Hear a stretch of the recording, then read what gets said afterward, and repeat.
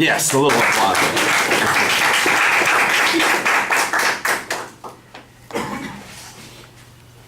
Mm-hmm. Hi, my name is Shamil COF, and today I'll be talking about climate change. So, what is climate change? Climate change is everything that encompasses all the global phenomena that are created predominantly by burning fossil fuels. And phenomena that occurs from burning these fossil fuels are things like rising sea levels, melting ice caps, and extreme weather events. So my main claim is that climate change is harming human health. And before I dive into the big part of the argument, I want to define some terms. So when I say harming human health, I mean all the physical, all the emotional, and all the financial stresses and burdens that people may face from the effects of climate change. Under the U.S. Global Research Program, the National Climate Assessment was formed. This assessment was compiled by over 300 experts on the field, and then was guided by 60 members of the Federal Advisory Committee. Okay, so how does climate change harm human health? The impact of climate change ranges from the clear threats of temperature extremes, air pollution, and severe storms to connections that may seem less obvious, such as vector spread diseases like Lyme disease and malaria.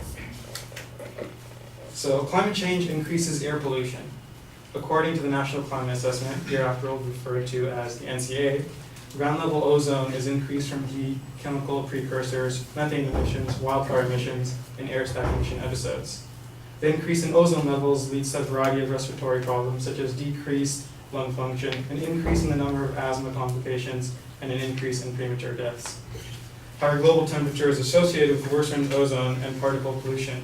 Estimates from the NCA assume that 1,000 to 4,300 premature deaths per year in the United States by 2050 will occur, given that the current state of air pollution is not addressed. The current financial repercussions of the effects of the ozone air pollution have been estimated at $6.5 billion.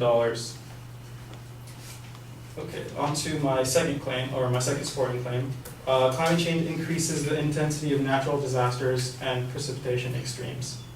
According to the Union of Concerned Scientists, changing precipitation patterns and prolonged heat periods can create drought, which in turn can lead to wildfires. As you guys have probably heard, in the last 2 weeks, we've had 2 wildfires in Southern California, and then a bigger one in Northern California.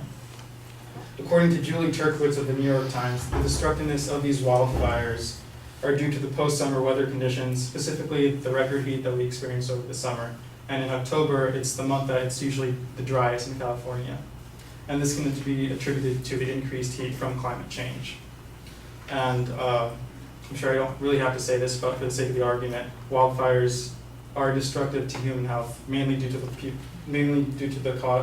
reasons that people have died from these wildfires. People have lost their homes, they've lost their loved ones, they've been thrown into financial instability and emotional stress. The economic costs of wildfires between 2000 and 2009 have been averaged to be $665 million per year.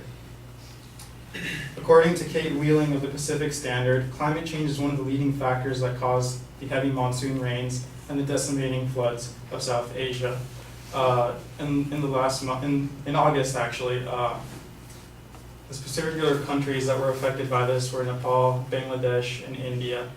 Thousands of people have died, and millions of people were displaced from their homes. Climate change intensifies the region's monsoons due to the rising sea surface temperature, which leads to more moisture in the atmosphere, providing the increased strength of monsoon. Warmer air temperatures in high latitude regions of the globe have also increased great glacier melts, which has in turn raised the Himalayan rivers' water levels and the heightened risk of flooding. Climate change also increases the distribution of diseases by vectors. And what vectors are is insects that carry all these diseases, like I mentioned before, Lyme disease and malaria. And insects are moving towards the colder areas now that the climate has become warmer. As temperature increases, they move to northern and southern poles more. And an example of this is that 2 mosquito vectors that carry malaria are found along the US-Mexico border, according to the National Institute of Environmental Health Science. and it was further verified by the Center for Disease Control's website. So climate change is something that is only going to harm humans in the future, but is definitely harming us. Thank you.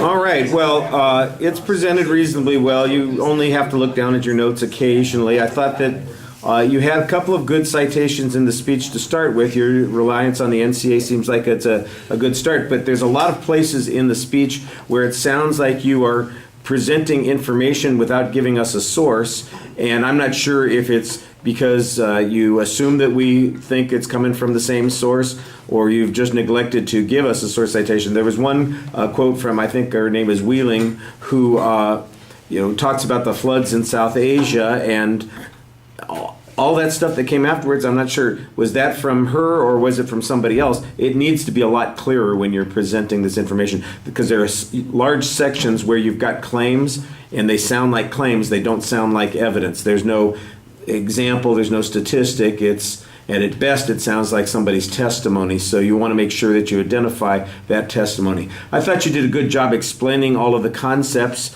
It's pretty straightforward stuff there. The proposition is excellent, it's easy to follow. The contents, there's no preview of what the supporting structure is going to be, so I can't tell exactly what the points are going to be. You have one long sentence at the beginning where you list half dozen things that can result from climate change, and I'm not sure if they're all going to be individual points or if that's supposed to be a preview at all, if it's just a general statement about what the risks are. I did get a list in the center where there was talking about it increases the intensity of natural disasters, but before that I didn't really identify what the supporting claim was. I think the vectors thing is probably your third point, but there's no signpost that tells me that, so I think that's a little bit problematic. So the issues that I have mostly are citation of the evidence and the organizational structure. Other things are pretty good.